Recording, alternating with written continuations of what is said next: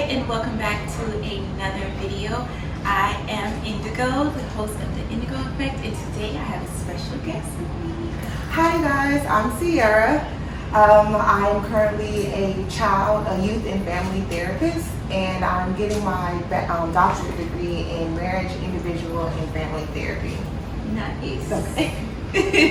If you are new to my channel, don't forget to hit the subscribe button and the notification bell to be notified when I post a video every Monday.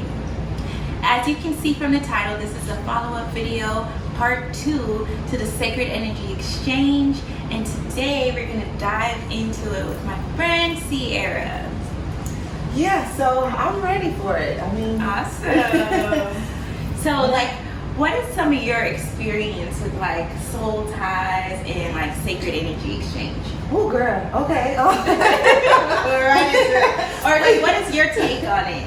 Okay, so I do believe in it. I believe that it's real. You feel energy anyway when you walk into a room. They say it all the time. You can cut the tension with a knife. You know what I mean? So, and all of that is energy. You feel it when you meet someone for the first time. I think that's that love at first sight type thing that they talk about. I just believe it's all just in different energies that's being exchanged. And when it comes to sex, you open up a whole new door to it. It's very, very intimate. And for me personally, I can only speak for myself, but I do think that, sex isn't just sex, no matter what it is. I done had a one-night stand, but it was off of energy. You know what I mean? Like, his energy was very, very powerful. So I was like, oh, okay, well, yeah, cool.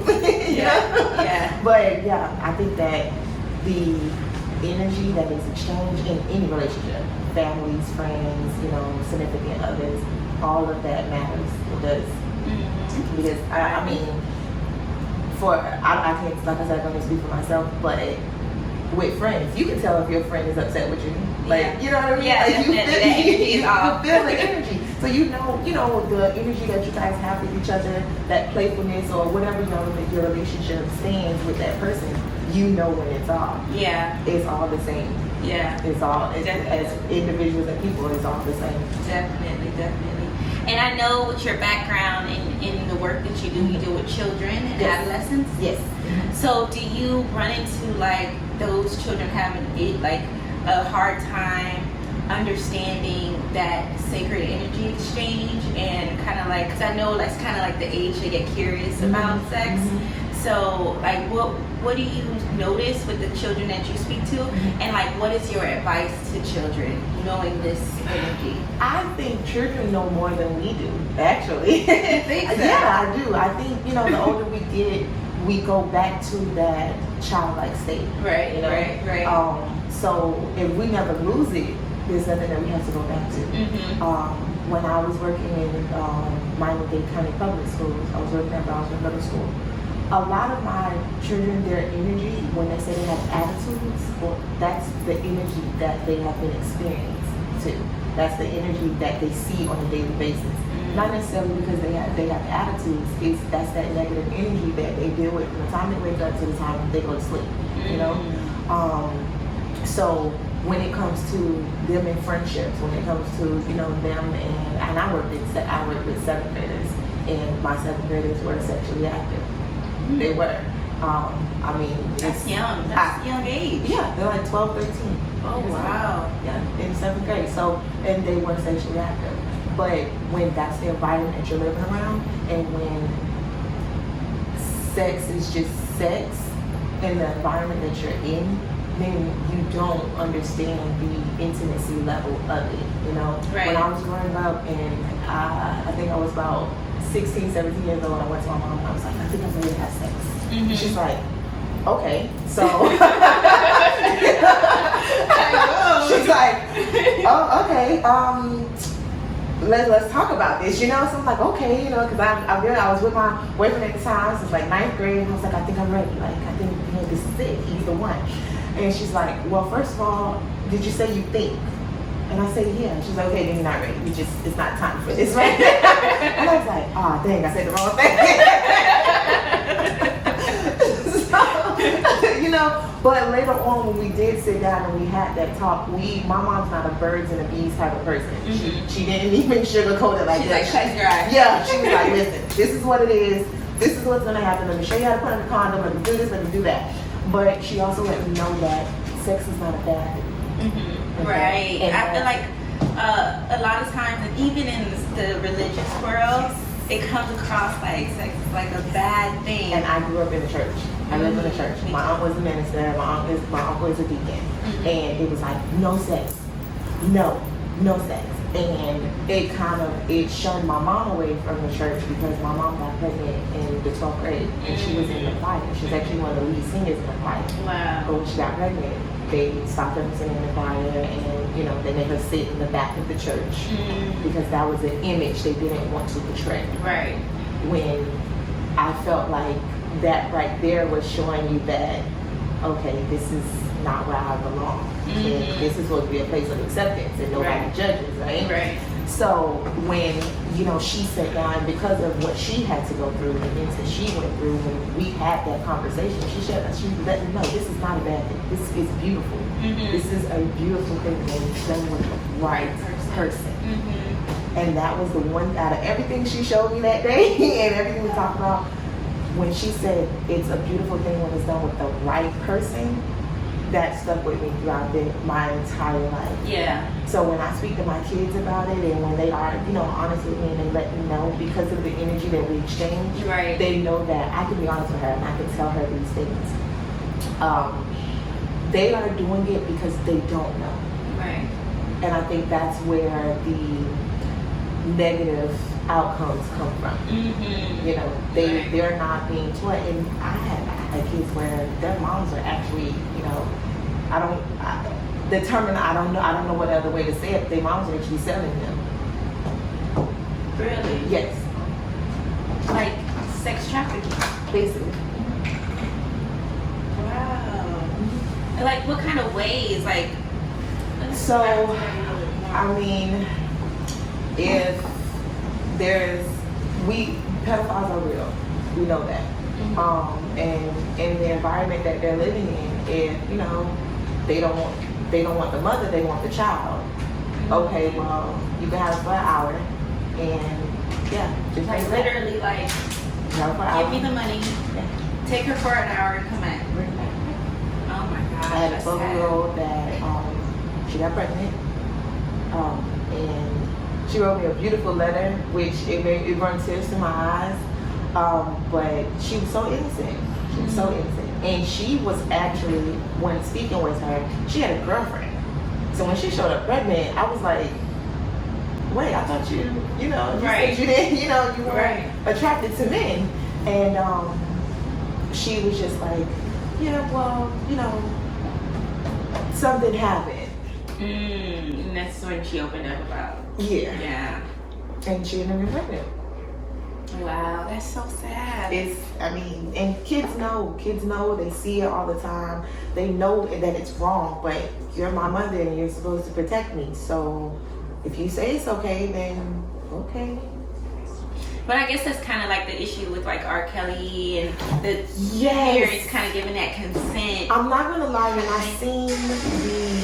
when I seen it, I was very disturbed. I'm not going to deny that emotion that I felt from it, but at the same time, I dealt with somebody that was older than me when I was in high school, and I met him when I was 17.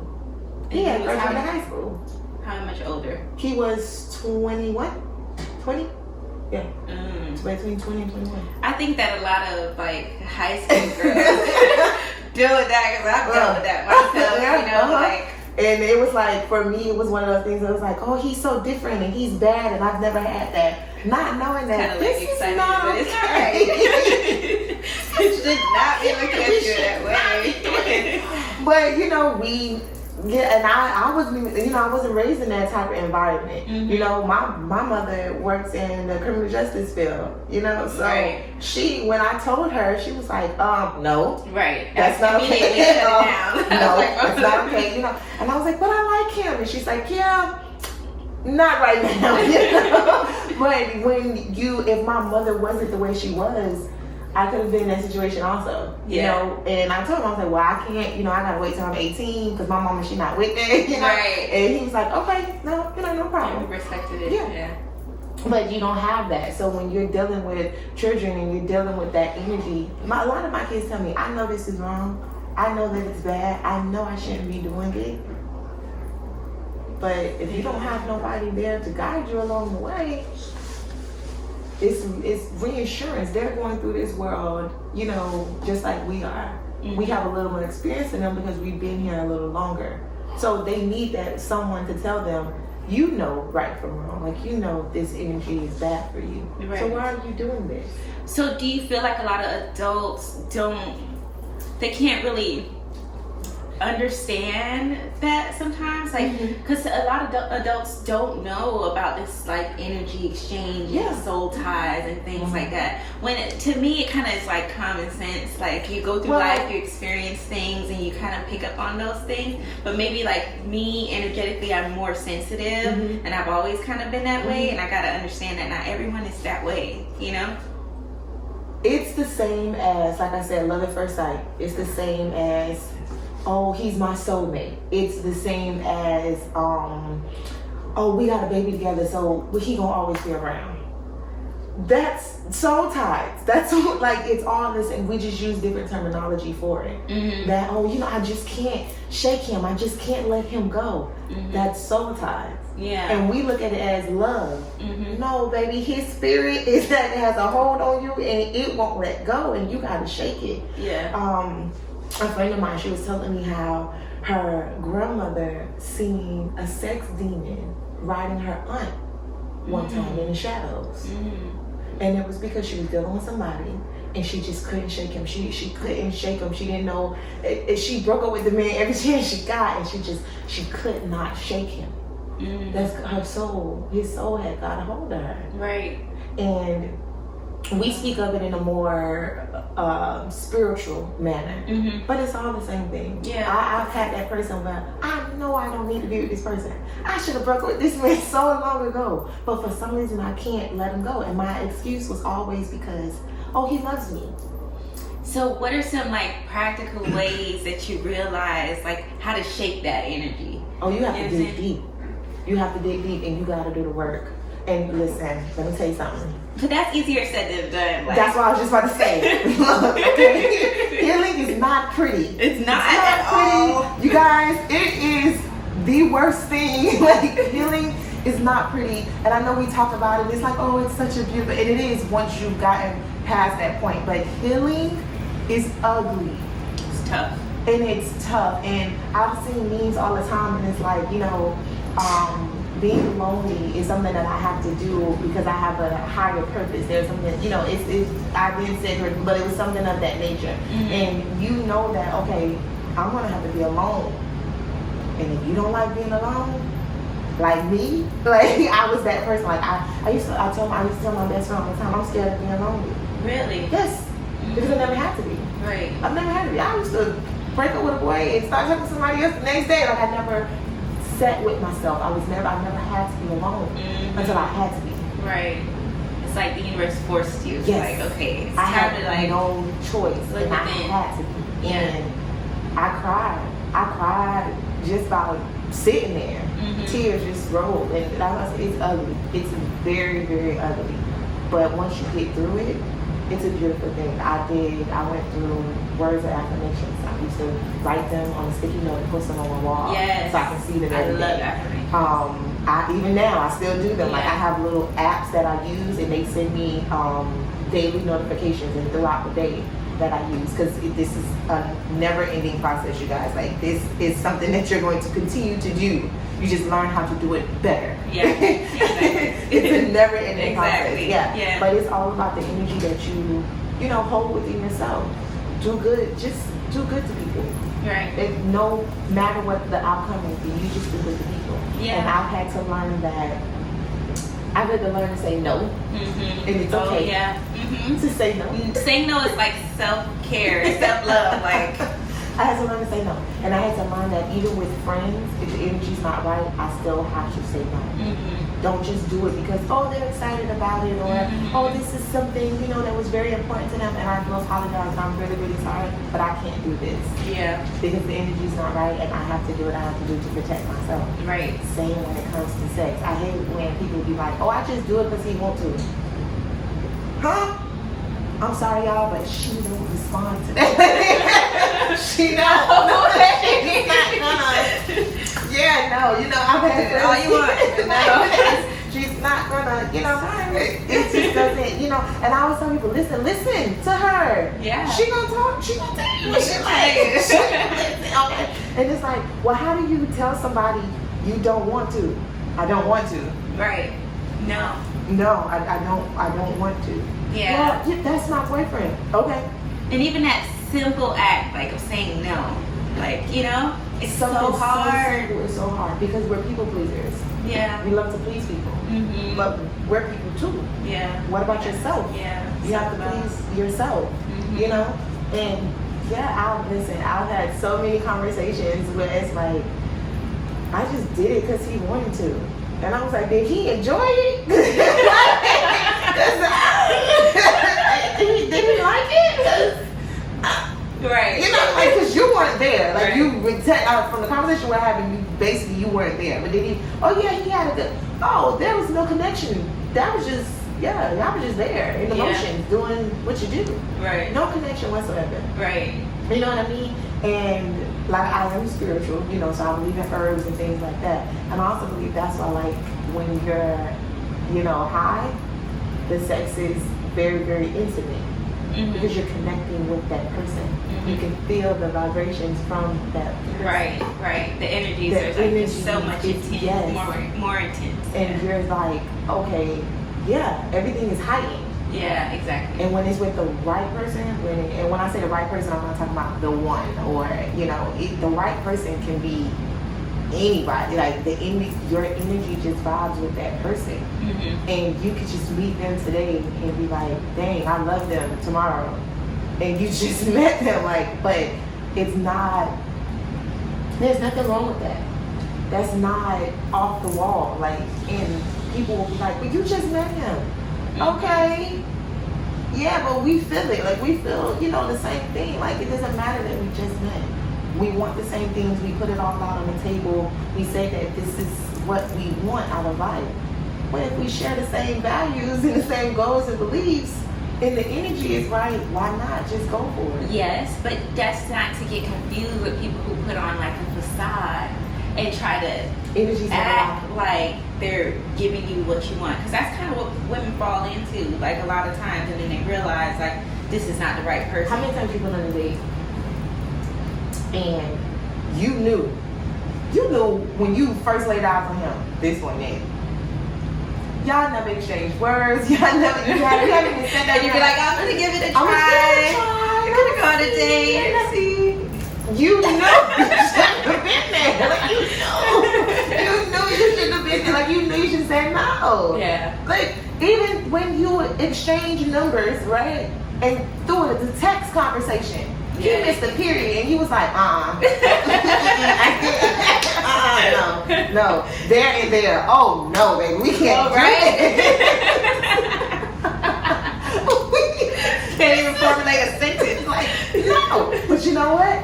We as women, you know, we tend to hide, and, you know, we try to be submissive, and women are submissive individuals. We are submissive creatures. Naturally, yeah. We are naturally submissive. So at the end of the day, it's going to come, but we try to force it before it's time. That's when you know the difference. That's when you can tell. That facade, energy doesn't lie.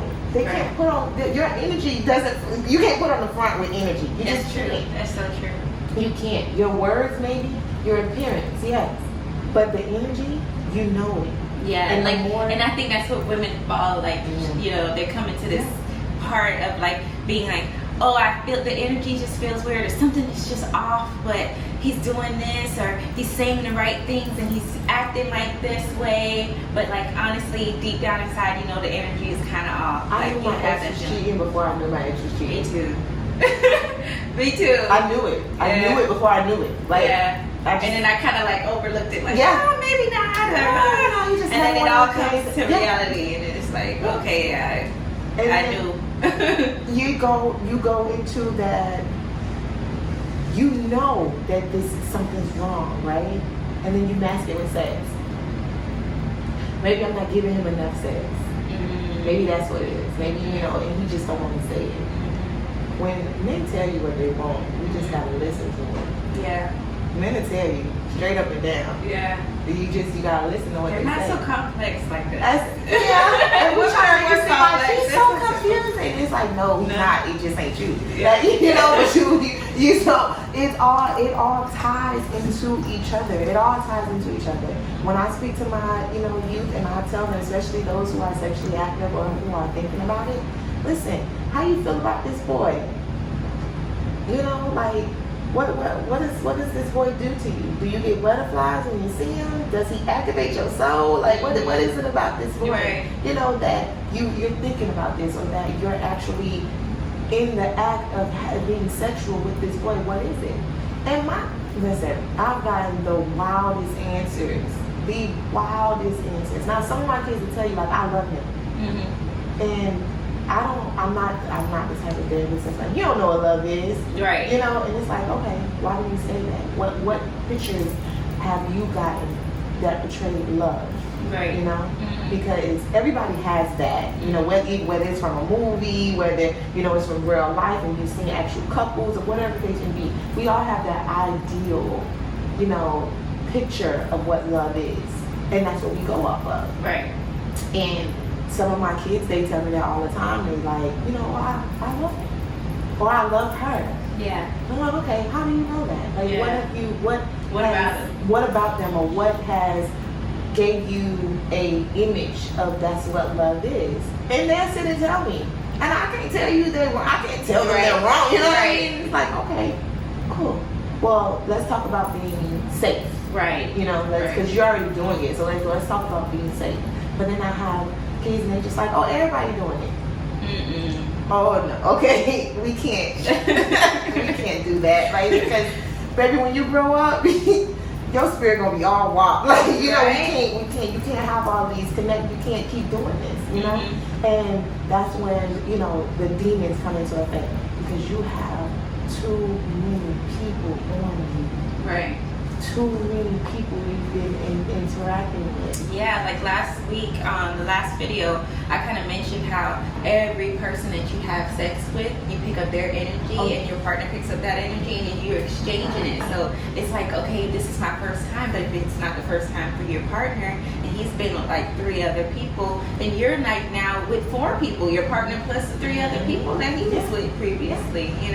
Everyone takes something from an interaction with someone, whether you're in a relationship and you learn something from them. And I've tried to make sure that I took something out of that relationship. So, and it was basically personally for me, so I don't feel like it was a waste of my time. So I try to find, okay, what did I learn from this relationship? What was I able to take from this relationship? Not necessarily the bad things, but the good things. Like, how can I better myself from this relationship? Some growth that happened from this. When it comes to sex, you can't tell me you ain't take a move that you did with somebody else and do it with somebody else. Right. Can't tell me that. Right. Or you can't be like, oh, he used to do this, you do this, because I like when he did it. You take it from that. You take it. That's an experience that you had, and you take it and you transfer it. Well, the same way you just took a move from being with that person and you did it with that person, you just took the spirits that he had. Right. And you took it along to the next person. Yeah. Same thing. Same exact thing. We don't, a lot of people don't look at it like that.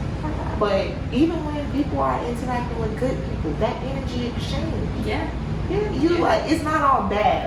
Please don't think that it's all bad and it's all negative and it's just like, demons all over the place. No, you have interactions with really good people, and that energy is so pure, and you transfer it to somebody else. And that's when you're like, oh my gosh, this person is just such a wonderful individual, and they're such a wonderful being.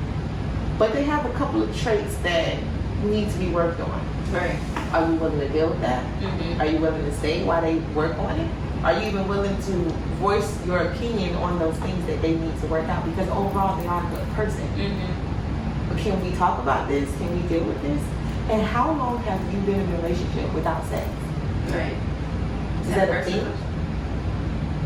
Yeah. Is that a thing? Do people do that? Are people in actual relationships without having sex? Yeah, some people do it. It's a lot. It's like a huge community out there with couples that get together and decide to remain celibate or abstain from sex to grow a mental, emotional relationship before they introduce that type of intimacy. Not saying that they're not intimate, just like the sexual act. They do like more other, like they're intimate in other ways. How often is it that you have a relationship where we've been sexually active for a year, right?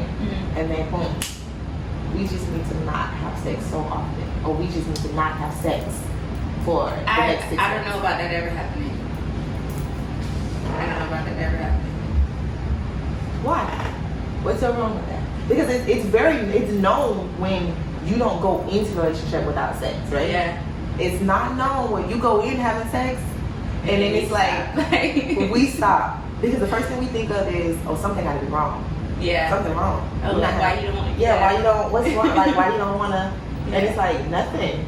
It's just I'd rather be with you, intimate, emotionally than sexually. Yeah. But what's so wrong with that? Yeah. Why can't we build on our emotional connection? But I feel like if you would want to even stop that type of intimacy after a year, there has to be something wrong. Does right? it? Because if we say that it's fine to be intimate with someone sexually, it's totally natural. Yes. It's a part of life. It's kind of procreation, and you're with somebody, and this is just kind of like the holistic, like, just like looking at the relationship holistically. Okay. And we have emotional well-being, we have intimacy, we have physical attraction, we have all these areas of it. Why would we want to stop it if it's good? We're in a good place? How often do you think straight when sex is involved? I think it depends on the person. Okay. I think it depends on the person. And if it's a question of not thinking straight, I think then it comes down to like there must be something off.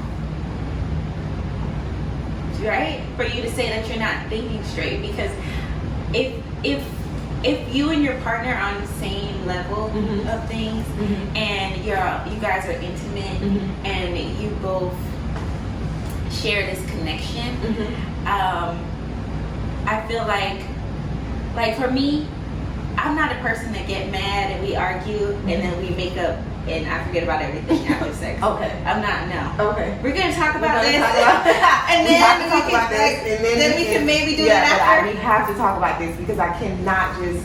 Yeah, no. I understand. Yeah. But some people like that's their like it's like an escapism, like they use sex to kind of like fix everything. Yes. Oh, we're going through a problem. Let's just have sex, and everything is supposed to just go away, and we're all better again. And that doesn't fix anything. So the reason I asked that question is because you could be with someone and you guys are so perfect for each other, and the energy is there, and the sex is great, and mentally, emotionally, intellectually, you guys are just thriving, right? Right? But I still have to worry about self. Right? Okay. So how about we just not be intimate for the next couple of weeks because I need to focus on this. Okay, that's fine. But there's nothing wrong. And there's nothing wrong with that. There's nothing wrong. Nothing wrong with that. You know, I have a project, I'm trying to get this project yeah. done, and I just need to focus on this, right? Yeah. Because men always say, women are a distraction, but men are a distraction also. Like, let's just be, honest about it. So there's nothing wrong. Everything is fine. We are great together. We are thriving as a unit, right? But I have to deal with this individually, right? So probably for like a month, 2 months, we we can't be intimate with each other, so I can focus on this. Okay. How would you take that coming from a significant other? Well, I think that automatically, Yes. from a like worldly view, you're gonna think, oh, this person got somebody else. Like, no way, you just gonna stop it. Like, no, you must have somebody else that you ain't telling me about. Okay. But like, from a spiritual standpoint and like where I am, I can kind of see that as, okay, if you need some time, a little space for yourself, that's, people need that. Like, it's a necessity, you know? Would I say not necessarily you need to take a break from sex for that? Not really. But if that's what my partner felt like they needed at that time, I would have to respect it. Yeah. Because I can, emotionally, we're there. You know, I still want to spend time with you. I still want to be in your presence. Just no sex right now. Yeah, and if my partner felt like sex at this time was a distraction, it's okay. Okay. And the reason I ask this is because I have, you know, cohorts, classmates that are in my cohort, and they're going through dissertation right now. Dissertation is very, very hard, and it's very draining, and it's very discouraging at times. And I have also those who are getting ready for comps. They're getting ready to take a state mandated exam. Well, they have decided they are married, they are in marriages, they are in, you know, committed relationships, and they have decided that they are going to withstand from sex. And there's nothing wrong with that. There's nothing wrong with that. They are perfectly fine within their marriage. No one is stepping out. That's like marriage. fasting. Yes. You're just fasting. Exactly. Exactly. And I was waiting on you to say it. I was waiting on you to say it. That's exactly what it is. Yeah, there's nothing wrong with that. In a worldly view, we look at it like, no, something gotta be wrong. Yeah. What you mean you don't want me? Like, what you talking about? And it's like, I'm not saying I don't want you. That's not what I'm saying. I'm just saying I need to focus on this. Right. And I don't know about you, but if my boyfriend walk in here bubbling me naked, I ain't not doing nothing. I'm gonna drop this book. I'm not reading nothing. I'm not studying for nothing. My mind is like, you get distracted. Yes. So, yeah, and I know, you know, he's probably gonna be like, I'm going to take a shower. And it's like, no, you coming over here, you know. So, and he's not trying to distract me. He's not trying to be distracted. But he is attractive to me. This man can walk in here with a beater on and some boxes, and I'm gonna go. Like, that's just really what it is. So it's like, how do you say, okay, I gotta be strong, and I can't, you know, we just can't be sexually active because I'm not going to get anything done. And yeah, that's the communication thing. You can communicate that with your partner, and if your partner loves you and understands you and knows what you're experiencing as well, like the importance of taking fasts from different things. You can do your water fast, you can do a masturbation fast, you can do a sex fast, you can do so many different types of fasts, and they're all beneficial.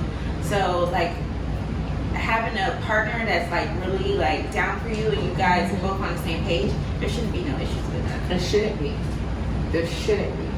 But that's where those insecurities come into play. That's where the past traumas come into act, and that's where those other energies that you have been exposed to start to come back.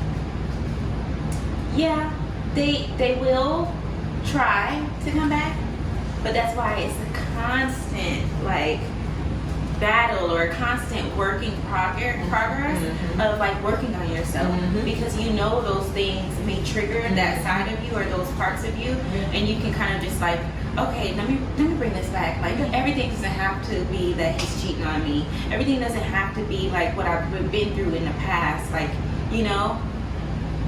And then you kind of work through that, those emotions. But you have to deal with self first before you deal with that. And I think when it comes to those soul ties and things like that, I also believe that once you love somebody, you just don't stop loving them. It's not a thing. You can't just, you know, stop loving that person. If you ever stopped, I mean, you really did it. Love them in the first place. You love them in the first place. And then there's a difference of loving somebody, being in love with somebody. You know, there's two totally different things. Yeah, I love you and I care about you. If you die today, I'm going to cry. You know what I mean? But I know that there's a limit and there are boundaries that should not be crossed. But I do love you, and I still have love for you. You know, but you have to know that what you experience in that relationship, emotionally, sexually, mentally, all of that comes together when you open yourself up to that person sexually. All of that ties into each other. You're letting that person, whoever they are, as an entity, emotionally, mentally, physically, if you're letting that person in, you're letting you're letting them in. Like, that's just really what it is. And I think that a lot of times people don't work on themselves prior to getting into relationships. And that's kind of like majority of relationships. Like, oh God. People are like you said, it was hard to be lonely. Me too. I'm okay with being alone. Yeah, now, You know? Oh yeah. I like to be alone. Now all I need is a book. Right? I have a book and I'm good. And sometimes I literally just choose to just not, like, I just want to lay here. I just don't want to be bothering anybody. I just want to be by myself. But there was a time in my life where it was like, if he don't call me, it's something wrong. Right. If we're not intimate. Exactly. It's something wrong. So it's nothing wrong with people who are at that point in their journey. Yeah. But as long as they're trying to get to a place where they're bettering themselves, And they're getting more in tune with self, more self-love. And my soul ties brought on a lot of insecurities. A lot of insecurities that I had to battle. And I'm very, very proud of myself because I was able to get through it. But it was hard. Yeah. My soul tie, like, and I know exactly who he is. I know exactly who he is. But it brought on a lot, and I lost myself. I lost myself. And I didn't even know, I used to be dramatic. And like, I don't know who I am, and I can't, and it's like, no, I didn't know what I liked anymore. I didn't know what made me happy. I didn't know what I enjoyed, because I legit just gave him my all. Yeah. And I didn't think you can run out of loving somebody. I never knew that was a thing. Like, and I remember telling him at one point, like, look, this is all I got. Yeah. I don't have any more to give you. And I know it sounds dramatic, and I know it sounds, but so it's like, serious, I have no more to give you. It's like, so if this don't work this time, I tried to break over that boy like phone. I went through the same thing. Because it was like, I know I don't need to be here and I shouldn't be here. But I kept going back and I kept going back and I kept going back. And I'm like, I can't do this anymore. I have no more love to give. You took it. Like, I remember saying those same words. That little piece. This is all I got left. I don't have any more to give. It hurts so bad too. It does. It hurts so bad because you feel so empty. Yes. Yeah, I had no more, and I sat there, and what really pissed me off, because I sat there and I had that conversation with him, and he was like, I understand, and we gonna do better, and we gonna do good, and da. And that's what I was. Listen, I knew when I had to do something that I said I would never do in my entire life, and I knew that wasn't an option with him. I knew this is toxic and I don't need to be here. I've been with him for far too long.